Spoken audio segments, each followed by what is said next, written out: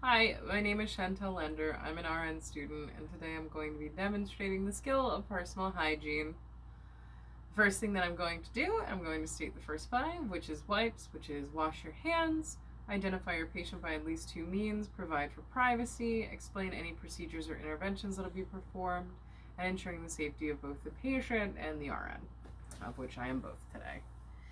So the first thing that we're going to do with personal hygiene, we would toilet our patient. So we would put them on a bedpan, we would let them do what they have to, and then we would take them off the bedpan.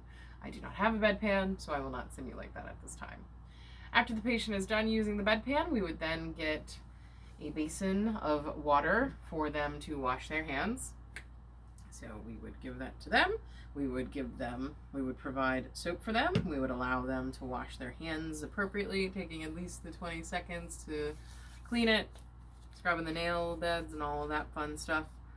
After they are done washing their hands, we are going to move on to washing their eyes, face, neck, and ears. We would have the basin of water, and then we would have the cleanser that we would add later. The first thing that we're going to do, we would have another basin that's just water. This is water and our cleanser.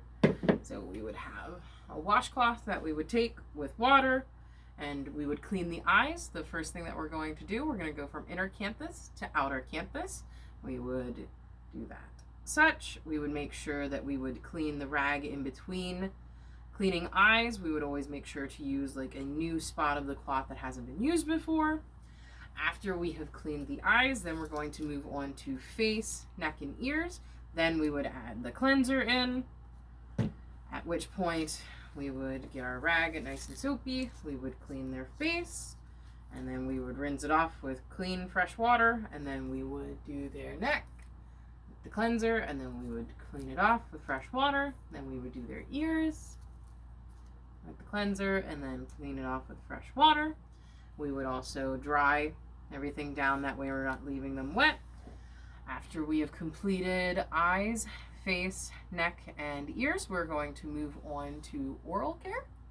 So with oral care, this is if the patient is not going to be able to clear any secretions or any water that's in their mouth. So we're going to prepare our Yankauer suction. The first thing that we would do is position the patient towards the caregiver. So if they're laying supine, you would roll them onto their side, facing towards you.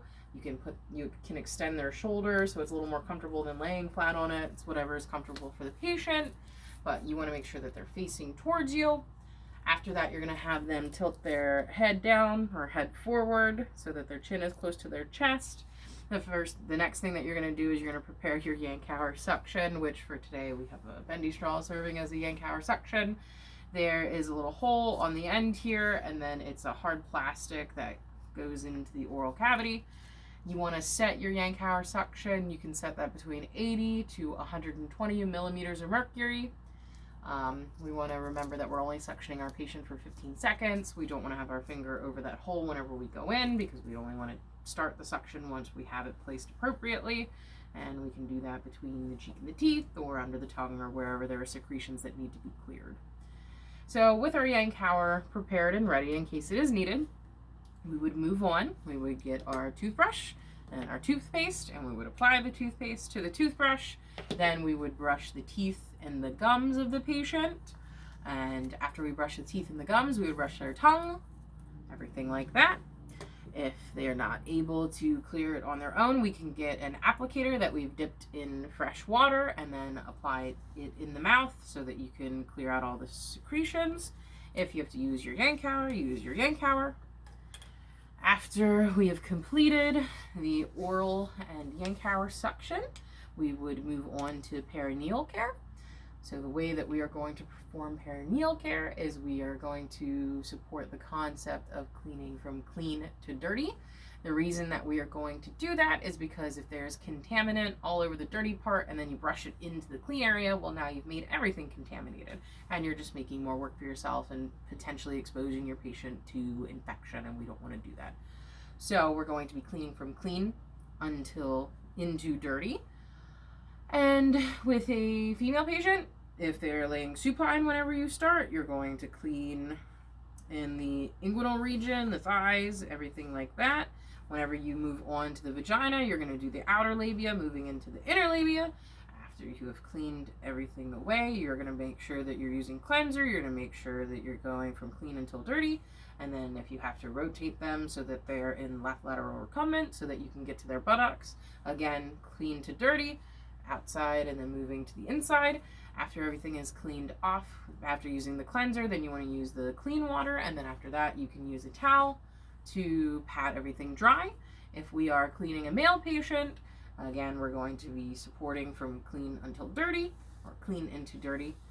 And we are going to start, if they are supine, we're going to start with the inguinal area, and then we're going to move up to the penis. We would start at the head of the penis. If the patient is uncircumcised, you would want to move the foreskin back and clean around, and then move down the shaft, and then clean the scrotum. Again, using cleaner or cleanser, and then you can use the clean water, and then you want to pat everything dry. Then you can put them left lateral recumbent, and then you can clean the buttocks. Again, clean to dirty, going from the outer buttocks to the inner buttocks with the cleanser, and then with clean fresh water, and then you would pat them dry with the towel. And then after you have done all of that, throughout this entire skill, you are going to support the concept of infection control. Throughout the entire skill, you're going to support the concept of patient safety. And throughout the entire skill, you're going to demonstrate safe body mechanics. I am done with this skill.